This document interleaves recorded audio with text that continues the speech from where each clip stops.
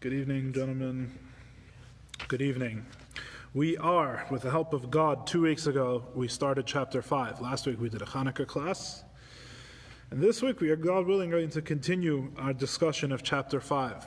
As we noted when we started chapter 5 is basically a continuation of chapter 4, right? It's inside the brackets, because there was no closing bracket at the end of chapter 4.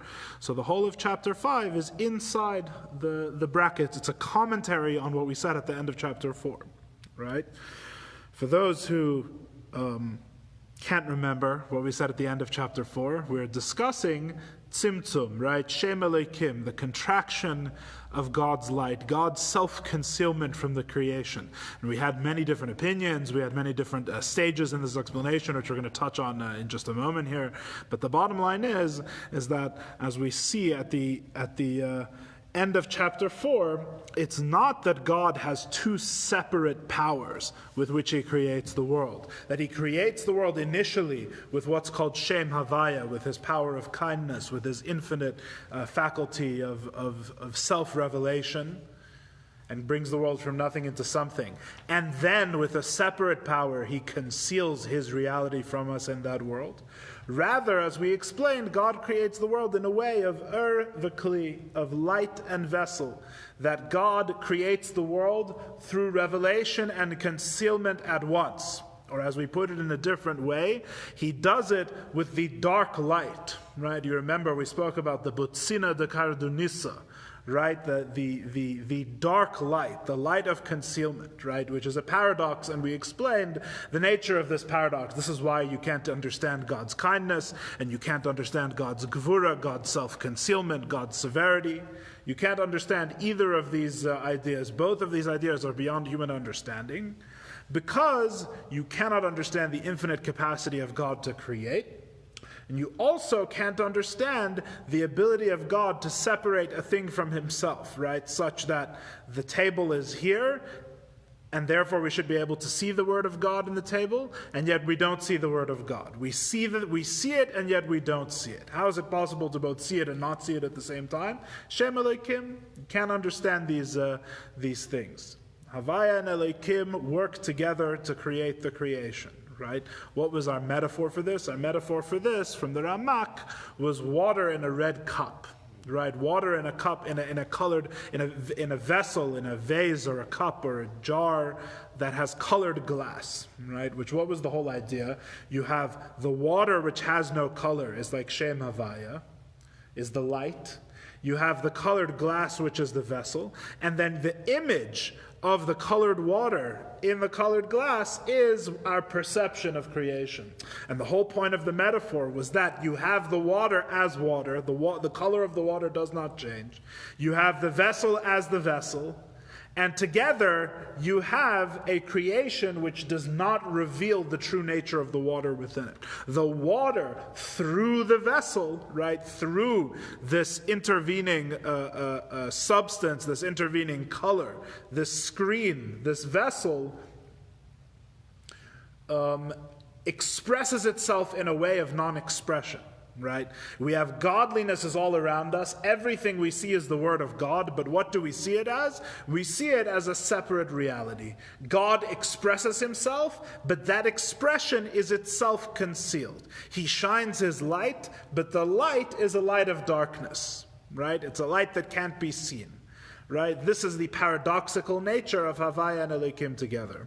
And with this combination, we answered many different questions, right? Such as, how is there multiplicity in the creation, right? Because it's not that Shem Elokim only takes away from Shem Havaya, and that Shem Havaya, which is infinite and simple and one, can only create one thing, but rather that it's Havaya through Elokim, and in Elokim there's an infinite multiplicity, right? There's an infinite ability to have different colors and different combinations of colors and mosaics and pigments all mixed together to create the reality as we know it of many different types. So it's because it's through Elokim that you have have multiplicity. We also explained this is how you have the idea of mitzvahs, of the sanctification of the mundane.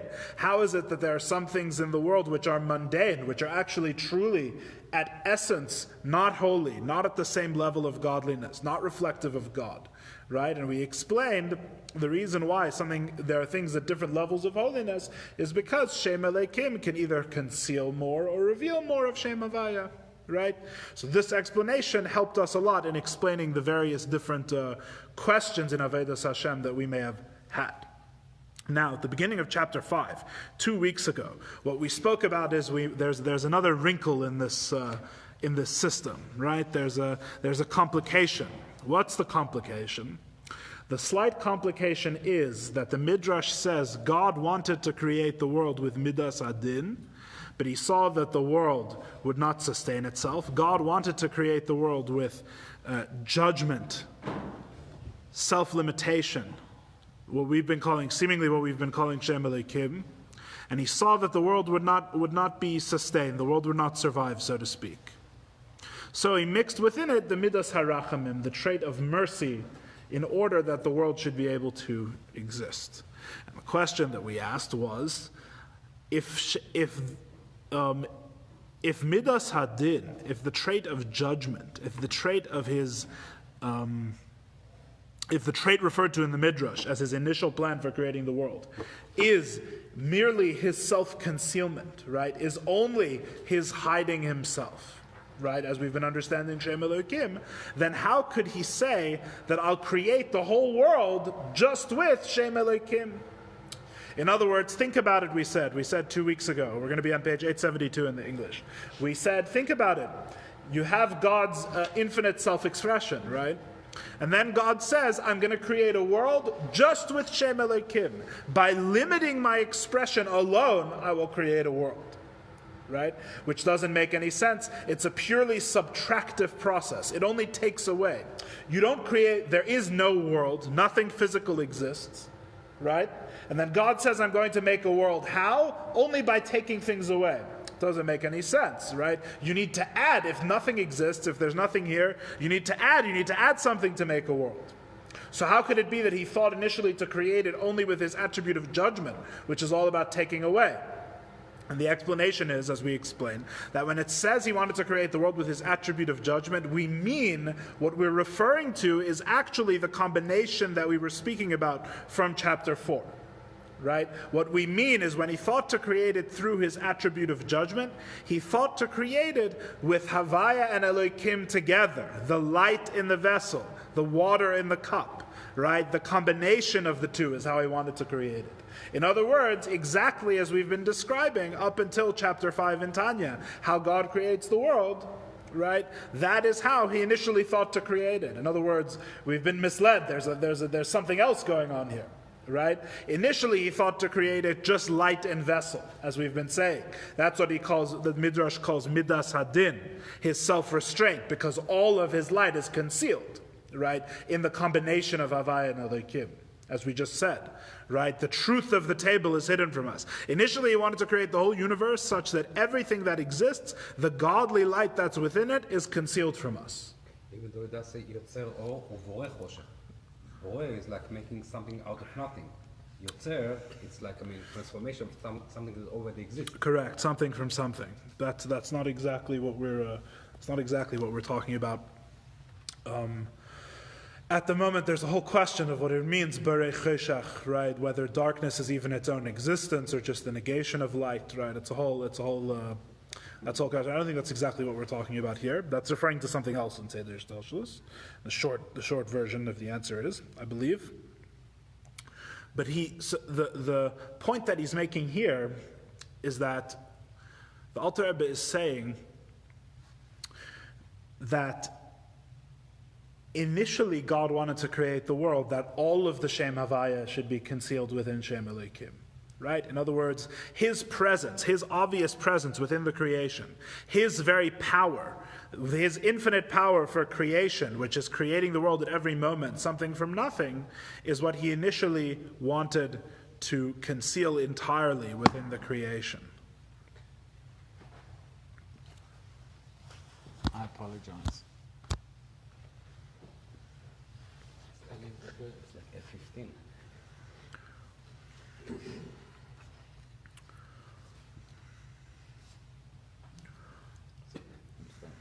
However,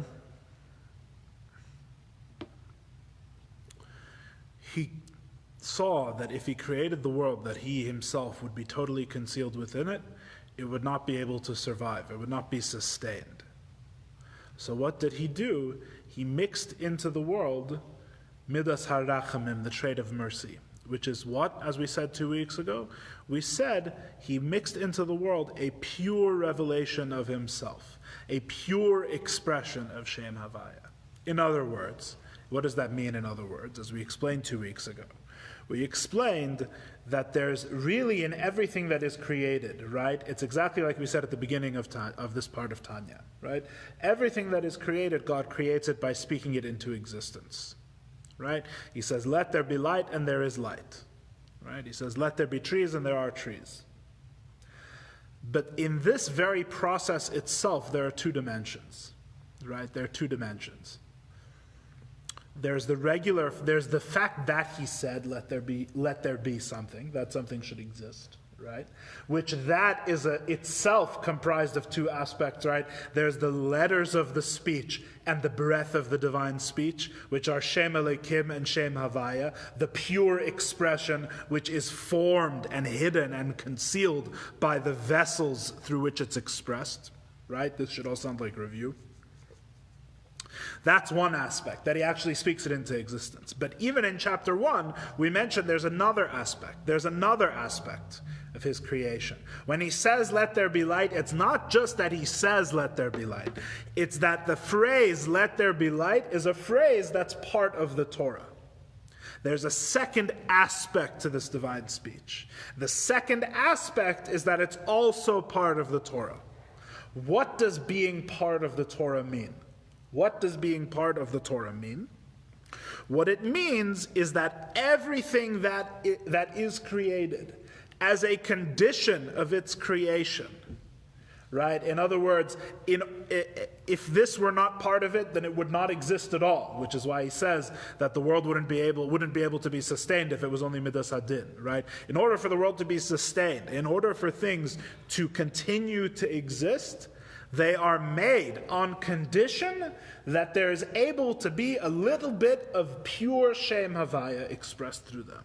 That there has to be an aspect of the thing that it can completely reveal godliness, that the concealment is gone. In other words, the table exists only on condition that in some way, in some small measure, the divine letters, right, which separate the table from itself, that separate the table from the divine force which is creating it in our perception, and allows us to see the table as an independent entity from the divine breath which is constantly keeping it in existence, right? This table has the ability to cease concealing that, to cease concealing its source, to actually reveal its source, and to reveal within it the divine power, the divine breath that is constantly bringing it into existence. Hello. Good evening. Sorry, I'm late.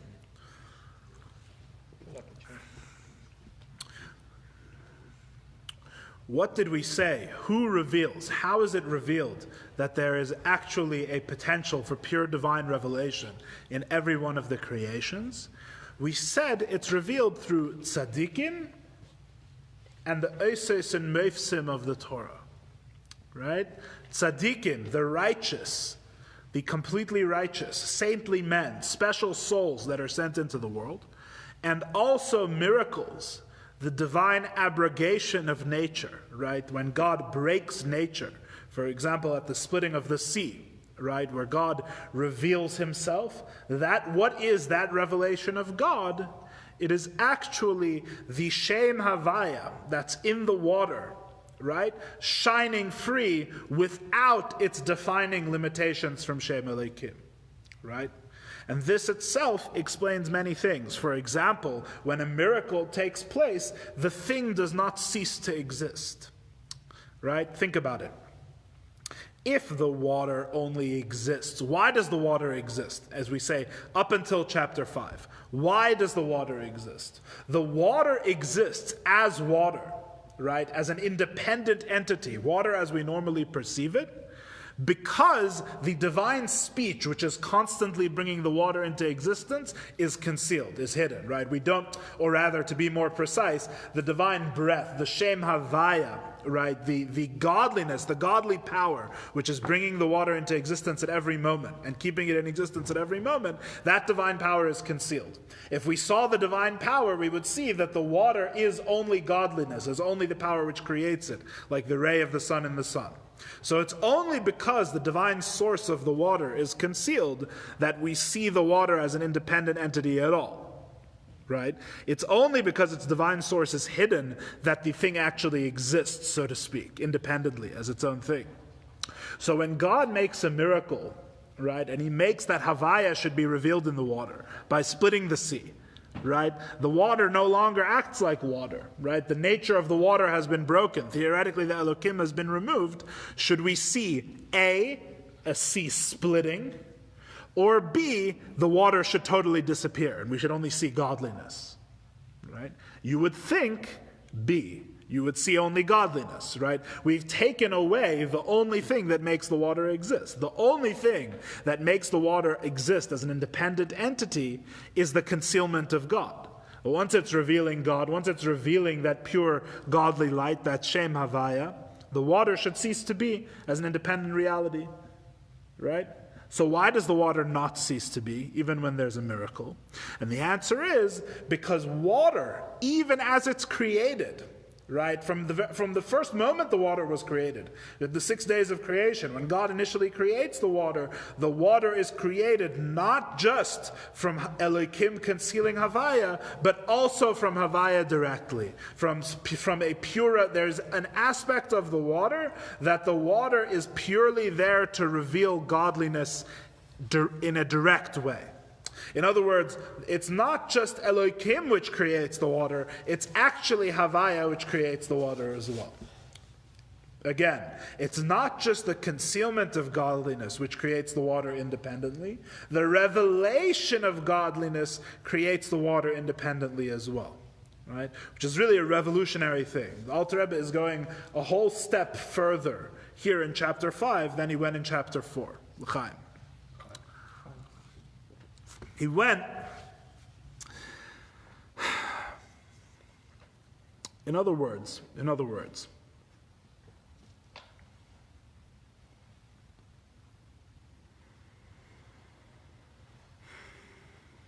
up until chapter 5, up until this chapter, right,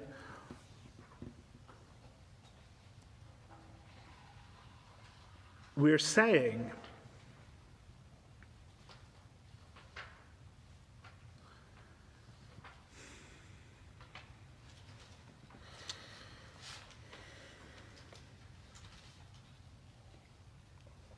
to what extent does the water exist? To what extent does the table exist, right? The answer has been moving, as I showed you that one time on the whiteboard, right? The line, the division of the reality versus the perceived reality has been moving to a deeper and deeper place as we've gone from chapter 3 to chapter 4, and then the brackets at the end of chapter 4. And now in chapter 5, there's actually a further development. It's moved to an even deeper place, right? Why, in what sense does the water exist, right? So before we said the water only the first thing we said was the water exists only because, Ronnie? Ene basar. Correct, ene basar. The reason why the water actually exists, so Ronnie's here to say his line. The only reason the water exists is because we can't see the truth of it, right? That we immediately rejected. Then we said the water exists because there's a separate divine power which conceals its truth from us, right? And then for various reasons we rejected that. Then we said, why does the water exist?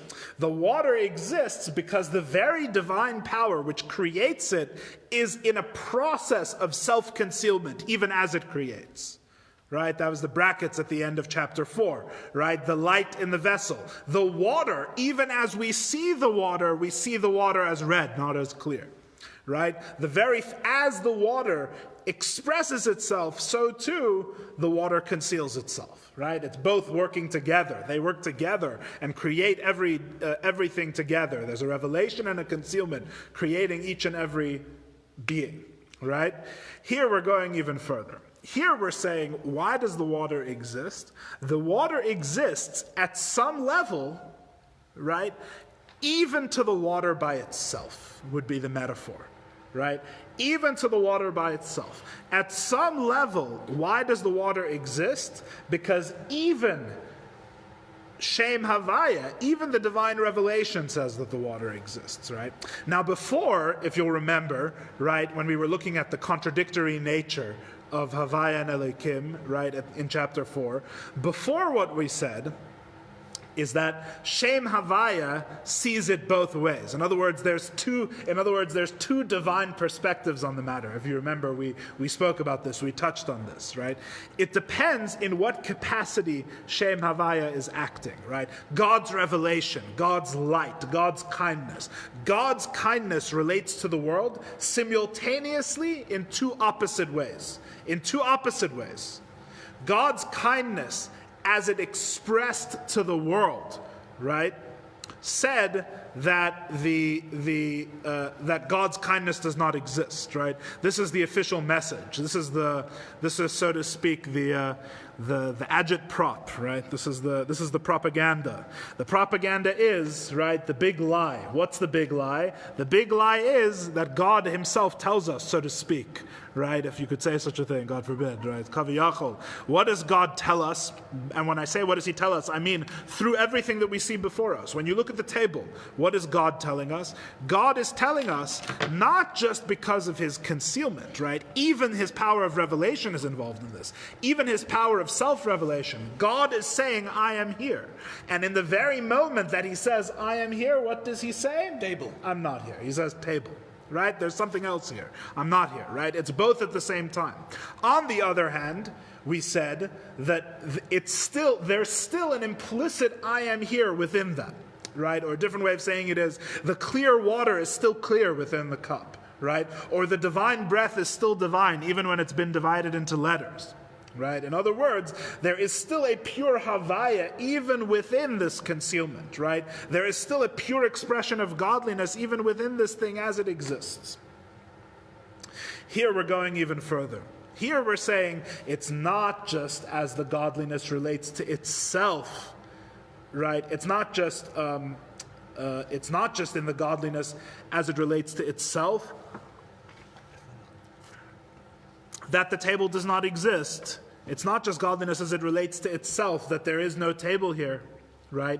Before we said, when godliness, when Shem Havaya, when God's infinite kindness is expressing itself outside of itself, when it's relating to create a table, right? We said it says, I'm not here, the table exists. But when it relates to itself, it says the table does not exist.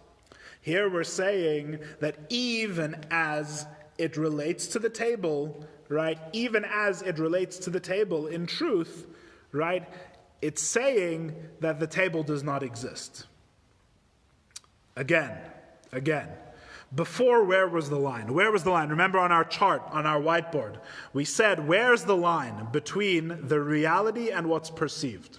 And our final conclusion in the highest level that we spoke about before, the highest level was the line is within Shem Havaya itself. Right? It depends what it's doing. It depends how you look at it. There's two perspectives. There's two ways of looking at God's kindness.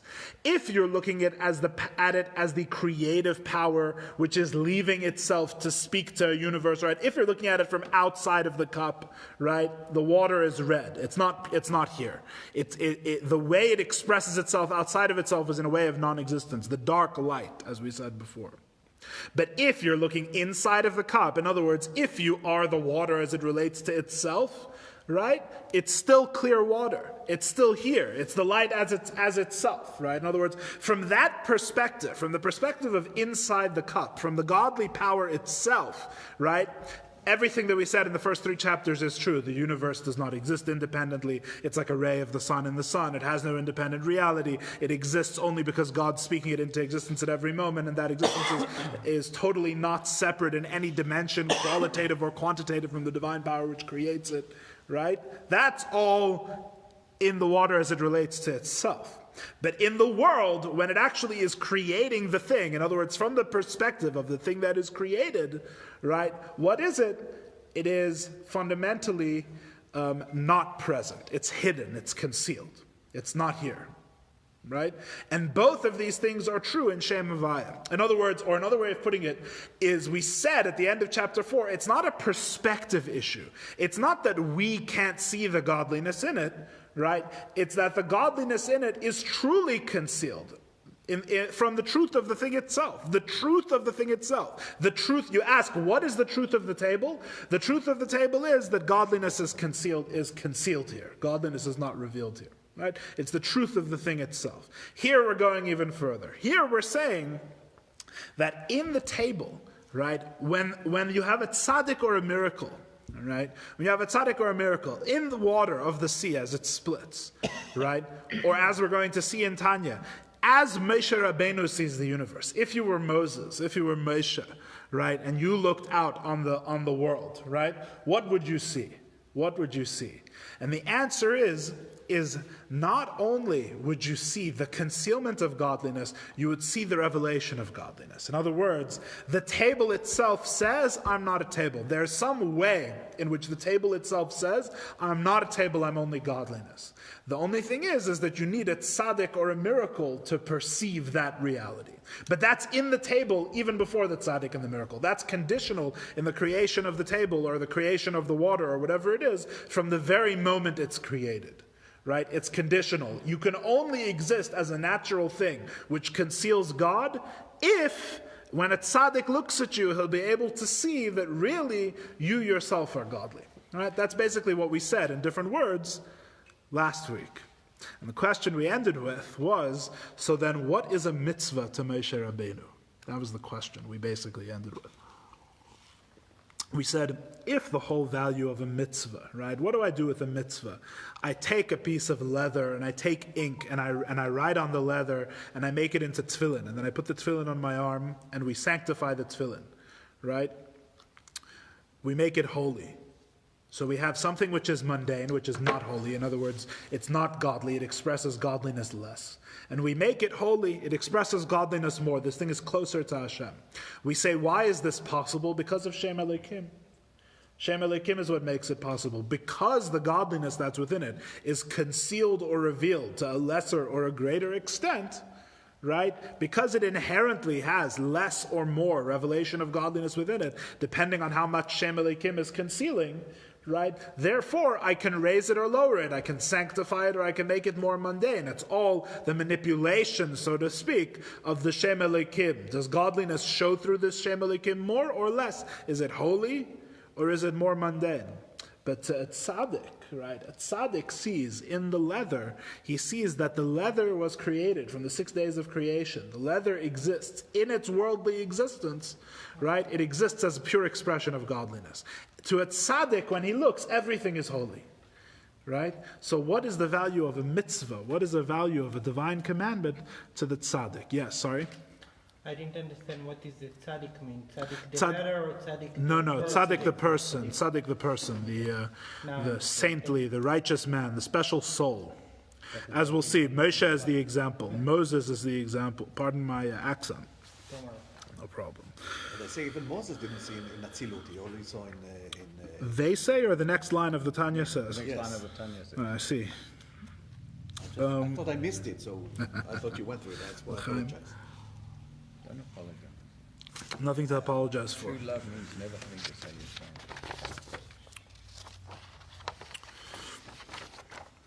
sorry. So to explain what a tzaddik really sees, I wrote down my notes in a way of explaining it explicitly, just trying to explain what the Tanya is saying, and then I realized that I don't think it's simple enough. I think this is all too complicated.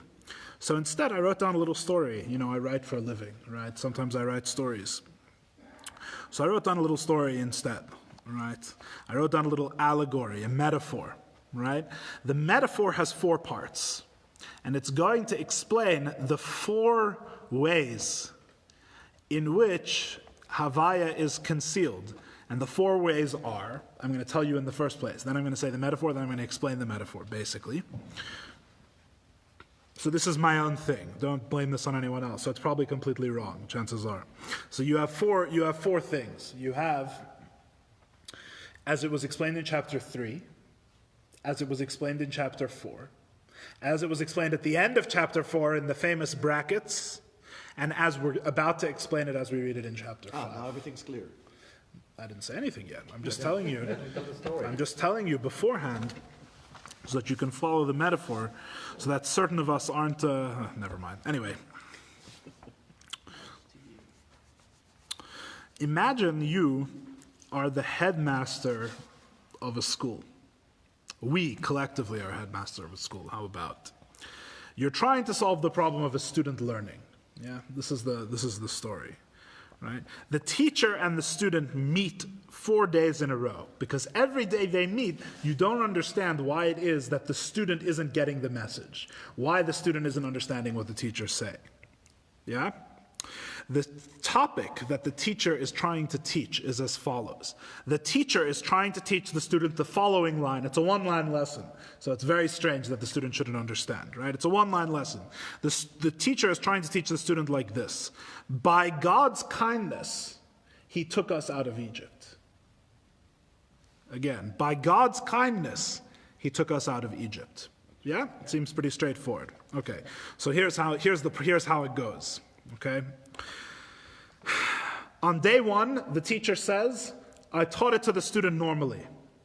In other words, I looked at the student and I said, by God's kindness, he took us out of Egypt. Yeah? The student stares blankly at the teacher as if he didn't understand anything, right? And the teacher claims, the student claims, that he learned nothing. Then you ask the student to repeat what the teacher said. And the student repeats, by God's kindness, he took us out of Egypt. So why didn't the student understand anything, right, is the question. The student can repeat what the teacher said, right? So something went in, it would seem. On the other hand, the student says he doesn't understand anything, right? So you have a theory, you're a deep pedagogical thinker, you have a master's degree in education, so you come to the conclusion that the student is stupid. Right? The student has an issue. They can't understand, I guess they can't understand simple English. Right? They don't understand. Nevertheless, we come back the next day. This is not a satisfying explanation. We have to come back and observe this interaction more. Why? Why is it not a satisfying interaction? Because no one is so stupid that with the words, they haven't learned anything. In other words, the student has the words. So the student must have learned something. Right? The student can repeat word for word what the teacher taught them. So what do you mean they learned nothing? Right? They learned something. They learned exactly what the teacher was saying. Right? So either basically the words are the lesson, right? Either the student learns or the student doesn't learn.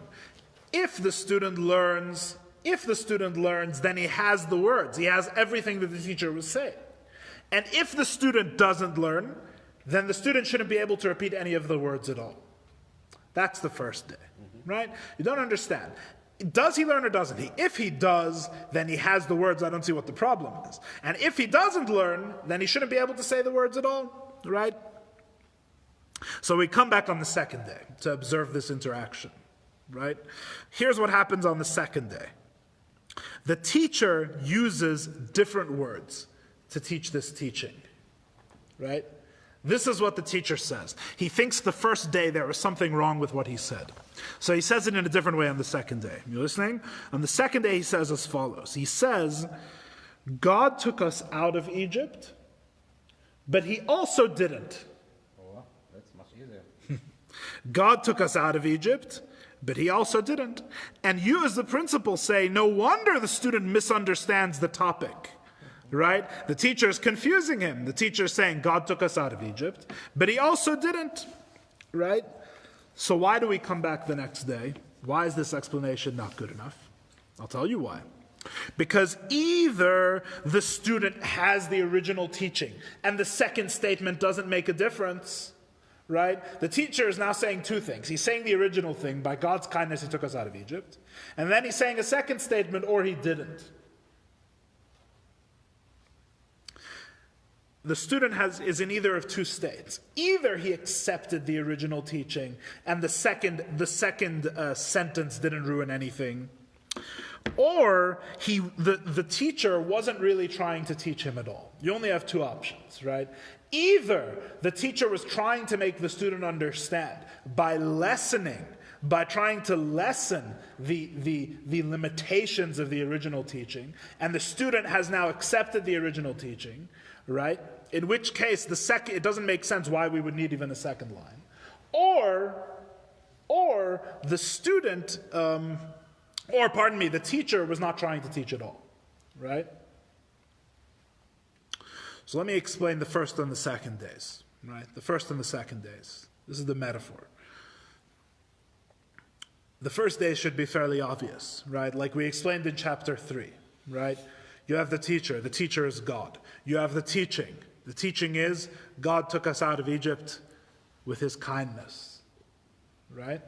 And then you have the student, which is us, right? The truth is it could be any creation if you wanted to get technical. It doesn't have to be us, but let's say it's us for simplicity's sake, right? So God is trying to teach us something, right? Which is a different way of saying God is revealed within the world, as we proved in chapters 1, 2, and most of chapter 3, right? The question is, why don't we see his revelation? The first answer is, because the student is stupid. Ene basar lana. We can't see what's here. We're not vessels for what he's trying to tell us, right? The student is stupid. However, this isn't a good answer. Why is it not a good answer? It's not a good answer because either we have the teaching or we don't have the teaching. In other words, as we said at the end of chapter 3, right? Either we have the table or we don't have the table. If the table's here, if the cup is here, if I can see the cup, right, what am I looking at? I'm looking at godliness, right? There is nothing about the cup which is non-godly, right? I'm looking at godliness right here, right? So the question is, why can't I see godliness? And if I can't see godliness, I shouldn't be able to see the cup at all, right? Either you have it or you don't, right? If the student repeats the words of the teacher, so either he learned or he didn't, right? There's no he can repeat the words but he didn't learn, right? If I can see the cup, right? If I can see the object, that must mean I can perceive godliness. So that whole idea that I'm just too stupid, right, doesn't make any sense. What kind of stupidity, what kind of blindness can prevent me from seeing what the thing actually is, right? Every aspect of this cup, I can tell you that it's white. Whiteness is godly. Whiteness is an expression of godliness. So why is it that I don't perceive it as godliness? I disagree that if you can repeat a sentence, then you fully understand it. You don't fully understand it, but you got something. You learned But I something. mean, it's like if I tell you E equals MC squared. No, but the thing is, So you know that you don't know what it means, but you know that E But equals it's NC like- squared. Value is nothing. I understand the criticism. The point is that the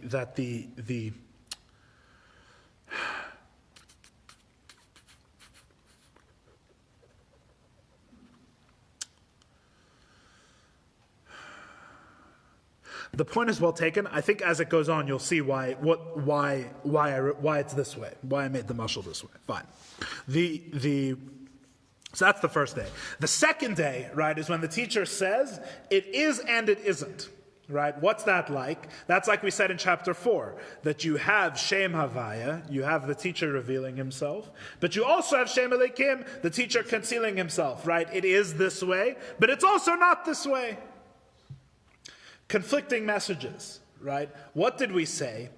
We said that why do we need a further explanation, right? That explains why the student doesn't understand, right? Because the message isn't getting through. The teacher himself is distorting his message, so it doesn't get through, right? The explanation is not that the student is stupid. The explanation is that the teacher himself is complicating things, making that the student can't understand, right? So the question is, why is this not a good enough explanation, right? And the answer was, as we learned in chapter 4, why does the Alter Rebbe continue explaining more? He continues explaining in a different way. He needs to explain it in a different way, because if Shem Elokim, if the negation is just a subtractive process, right? In other words, God says, this is the thing. And then he says, but I'm concealed within it, right? He reveals himself to create the thing. But then he conceals himself with a different statement, right? Which is like another divine kayach, which is like Shem Elokim, which is totally separate from Shem Havaya, right? Then we have all sorts of issues. We have, how is it that the world can be mundane, as I was just saying before, right? Like with mitzvahs. How can it be that you have some things which are less holy, some things which are more holy? Right? Which is another way of saying that the student still has the original teaching. Right? In other words, the Shem Havaya is present here, so there's no room for one thing being holy or one thing being less holy. Right? The things themselves, what is the student's understanding itself? It's all born from that first sentence. So the second sentence didn't really do anything. Right? Or, alternatively, you could say that the student wasn't really trying to teach the student at all, which is another way of saying that there's no, which is like what we said before, that if Shem Elokim is just subtractive, if it's just negating, if God is just concealing with a different power, then there's no multiplicity in the world, right? There's no real room for a world at all, because everything comes directly from Shem Havaya, and Shem Havaya is one. There's no real different realities. You can't say that Havaya creates a table and a cup and a chair and all these different things and a blade of grass and a frog, right? How can there be multiplicity? There's only one God, right? There's Shem Havaya. He says he's just expressing himself in one pure expression. How can there be many different types of things? Which is like saying that the teacher didn't want the student to understand. In other words, that's like saying that the teacher has no intention of Havaya being present to the student at all. Right? In other words, the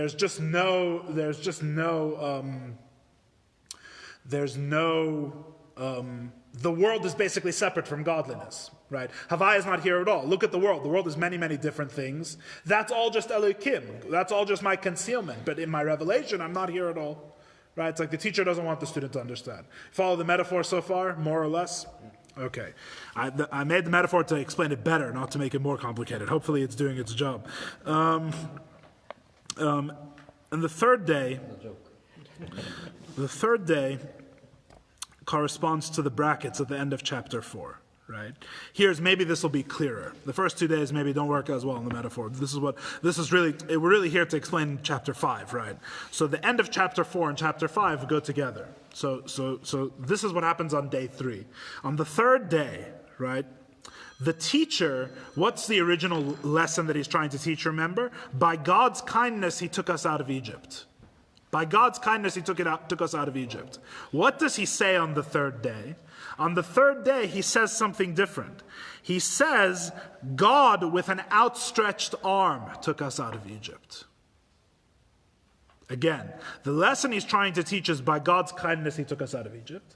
He says, God with an outstretched arm took us out of Egypt. This should sound vaguely familiar, right? Read this at least once a year. What does this accomplish, right? Basically, the teacher has made a metaphor. The teacher has made a metaphor, right? He's teaching by analogy. Instead of saying God's kindness, he instead says, God with an outstretched arm took us out of Egypt. What does this accomplish? First of all, the student still misunderstands. It's clear why the student misunderstands. There's room for a student to misunderstand because you can take the metaphor literally. Right? You can say that I only am thinking about an arm. I don't understand how it's a metaphor for God's kindness. Right? There's plenty of room for the student to misunderstand. What's the depth that's been added here? The depth that's been added is that without the metaphor, right? Without the metaphor, the student gets nothing. Right? Without the metaphor, the student gets nothing. With the metaphor, the student gets the original meaning, but in a concealed way. Right? This is like Shem Havaya and Shem Elikim working together. This is the self-concealing creation. Right? With the very words that the teacher is revealing himself, is conveying the teaching to the student, he is also concealing the teaching to the student at the very same time, with the very same words. Right? With the very same words.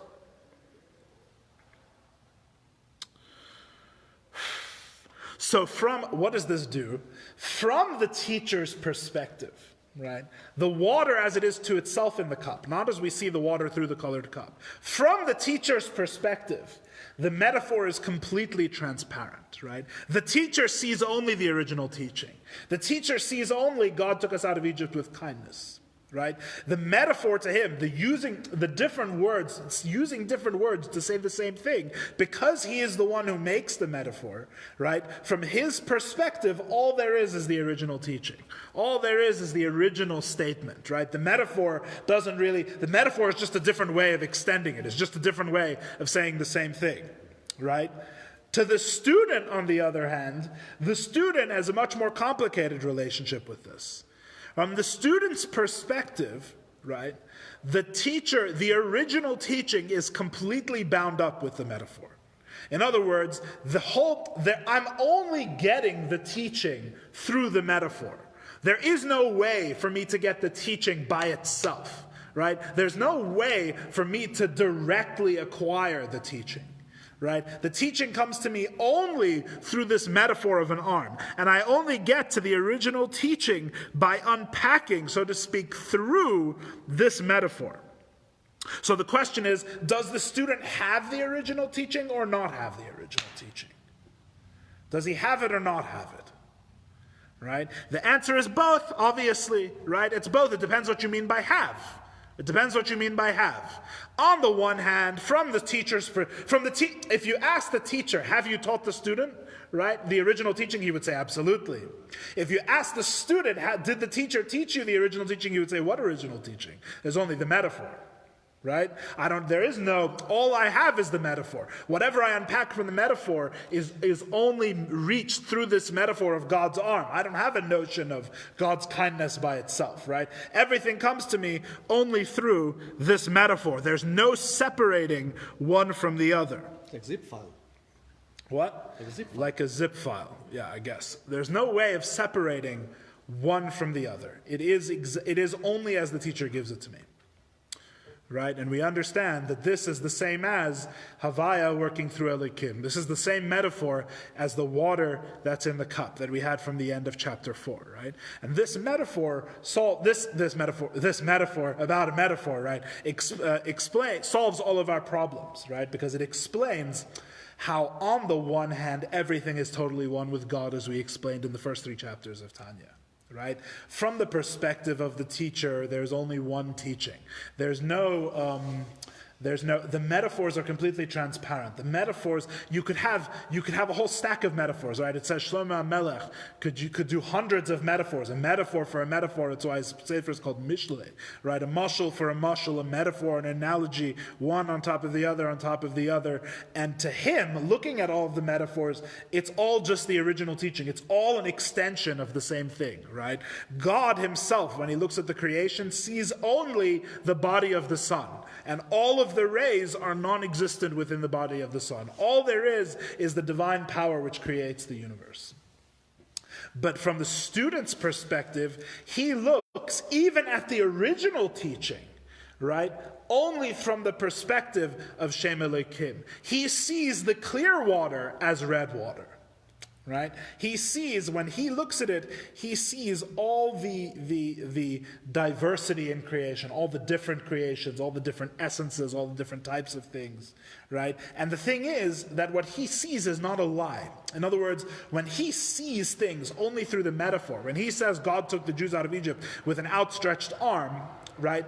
Because the outstretched arm is an expression of Shem Havaya, because the teacher has enclosed the original teaching within it, right? Therefore, in some sense, even when he sees this, so to speak, false reality, it's not really false, right? The reality that he's seeing is real. It's just in a metaphor. It's just in different words, a different way of expressing itself.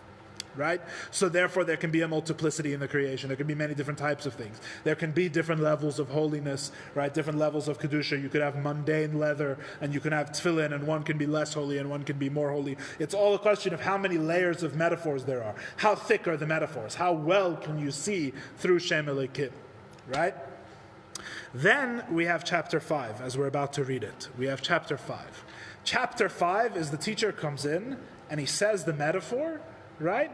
And the student can see through metaphors, right? Moshe Rabbeinu.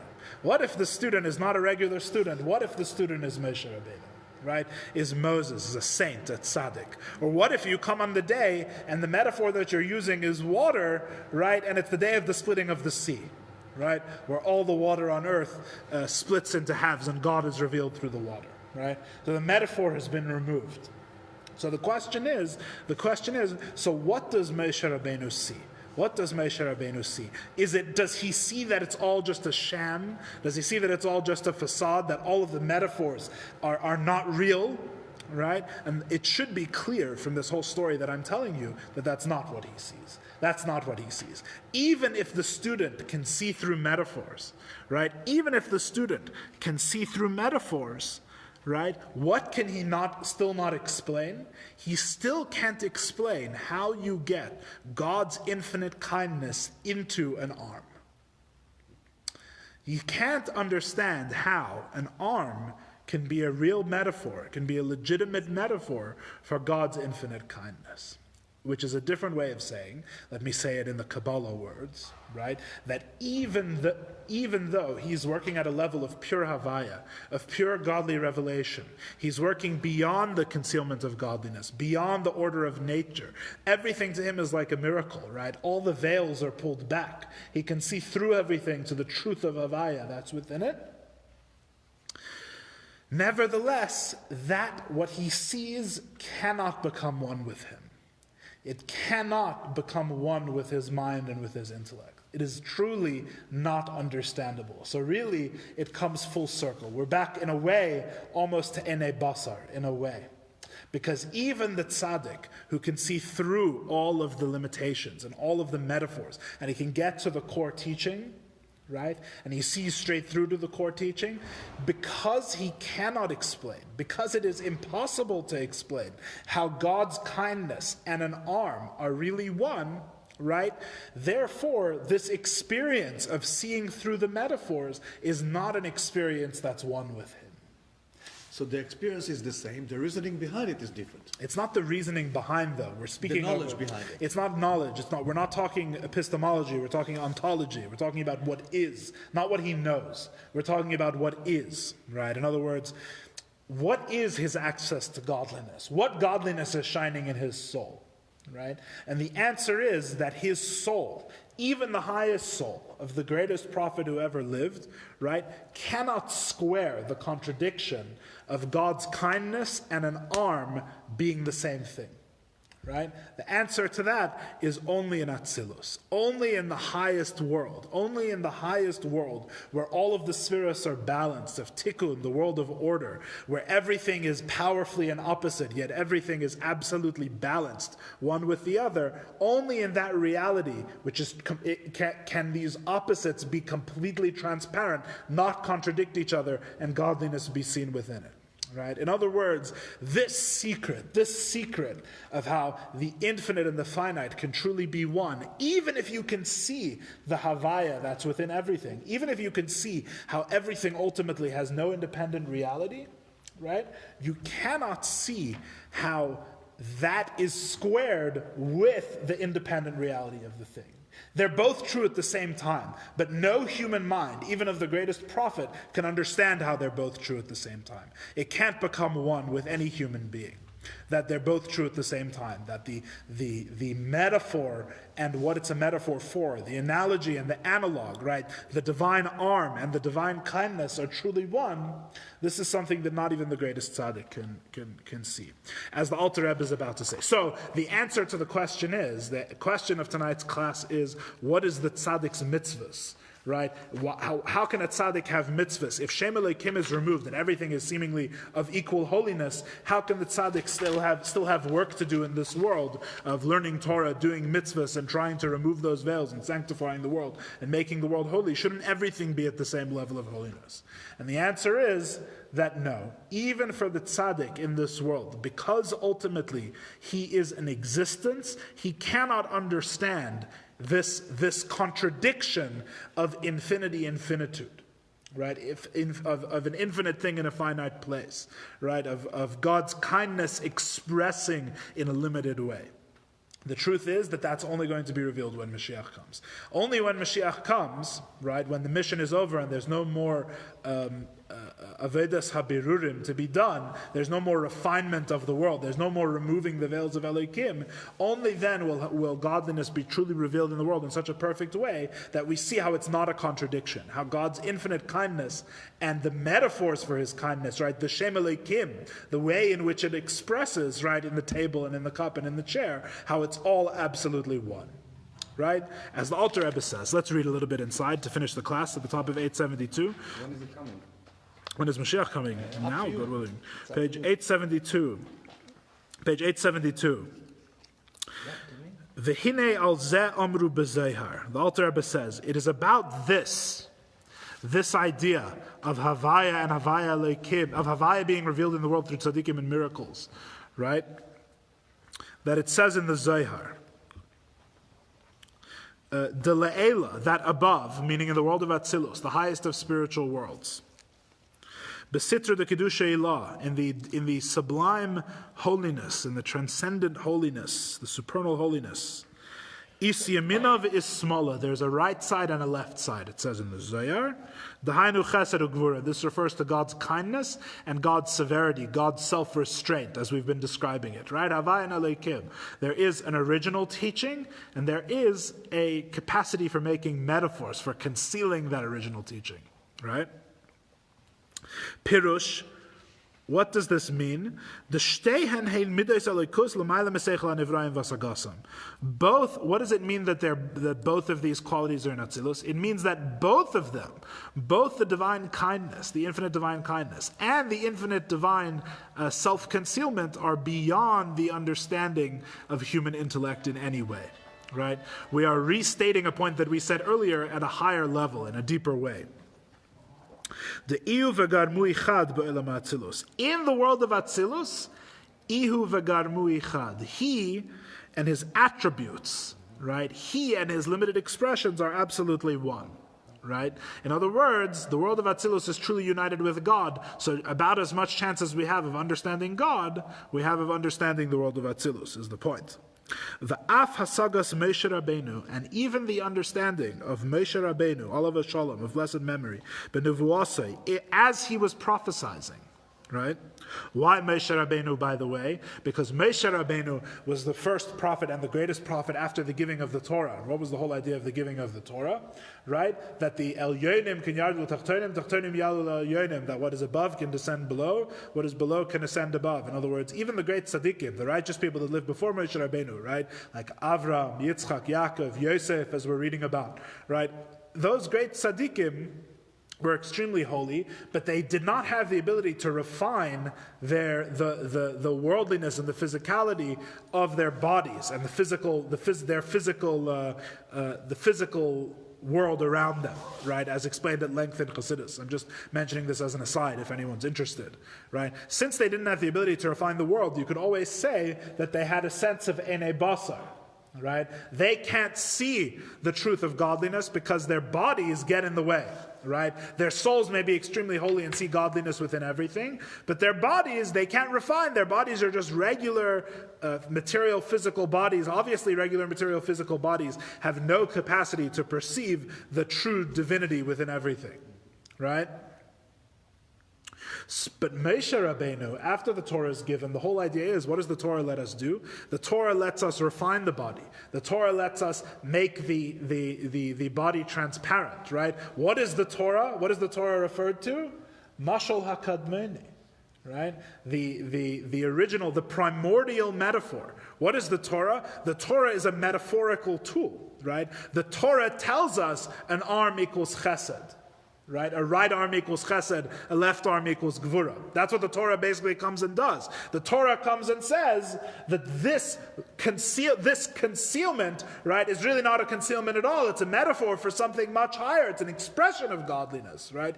Moshe Rabbeinu, who is one with the Torah, right? What was Moshe Rabbeinu's whole purpose in life? What was his whole MO? The whole reason that he was sent to this world is to show that all of the things which conceal godliness do not conceal godliness, which is the whole purpose of the Torah and the purpose of Moshe Rabbeinu, right? So it is for him especially.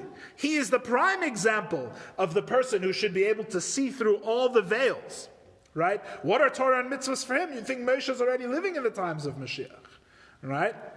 Comes Alter Rebbe and says no. He says even the understanding of Moshe Rabbeinu, as he's prophesying, right? His prophecy was not in the world of Atzilus. His prophecy was not in this highest of all worlds. Even his prophecy, of which we say will never be a greater prophet, right? Even his prophecy was not of that level. It was only as Atzilus came into the lower world of Bria, it was only as that reality came through the lower world of Bria, and even then,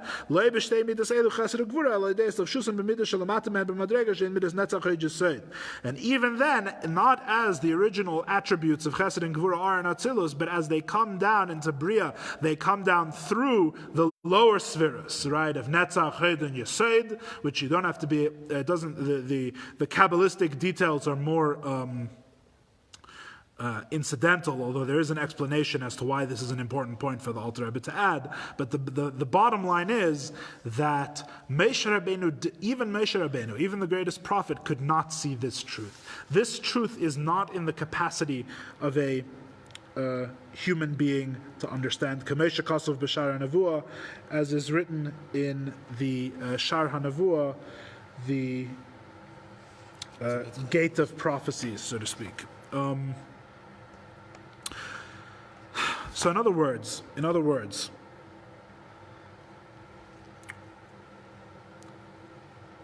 Atzilus is the place, Atzilus is the divine reality where all of these contradictions exist simultaneously, right? All of these contradictions are resolved. You have an infinite revelation, right? You have water that is absolutely not red, right? And yet, that infinite revelation can come down to the absolute lowest place and it can be absolutely red, such that no purity, no transparency is left to the water whatsoever. On the other hand, you have the divine concealment, right? This vessel which lends color and conceals the godliness within everything, and yet as it reaches even the lowest level, it still conceals absolutely nothing. Right?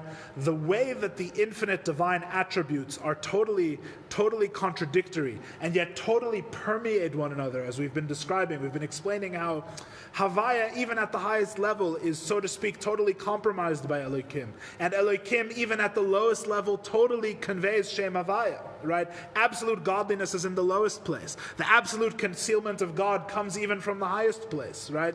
They're both, so to speak, they totally contradict each other at every level, right? You can't ask which one is true at any level. It's both true at every level.